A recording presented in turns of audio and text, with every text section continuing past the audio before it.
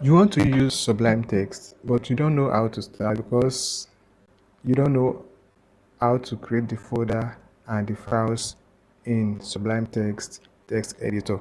So in this video now, I'm going to show you how you can create folder and files and create new projects in the Sublime text editor. First, what you have to do is just go to the file. So this is Sublime Text. I've already opened it. This is it over here. I've opened this it. So what you have to do is just go to the file.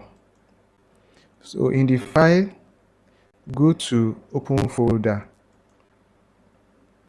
So here you choose where you want the folder to be. So in my own case, I want the folder to be here in this document. So I have to create new folder in it because I want to create a new project. So new folder. So I'll give the folder a name. So I'll just write projects YT. I'll press enter. So once I press enter, I will select the folder. Then I will press select folder. So as you can see, the folder has been created for the new project YT. Now next, we need files. So to create files, you just right click on this folder that has been created, that you just created, go to new file. Then once you press new file, this is what you are going to have. It's going to create a file that is not saved and not titled. Now what you have to do is to save it and give it a name. Change the title from untitled to whatever name you want it to be. So just press Ctrl S on your keyboard.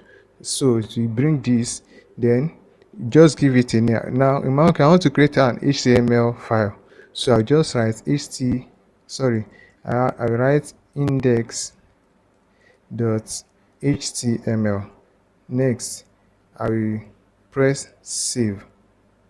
So once that is done, you can see the title has been changed from untitled to index.html, and it has been saved in the folder project YT that was created earlier. Now the next thing that we have to create is the style sheet.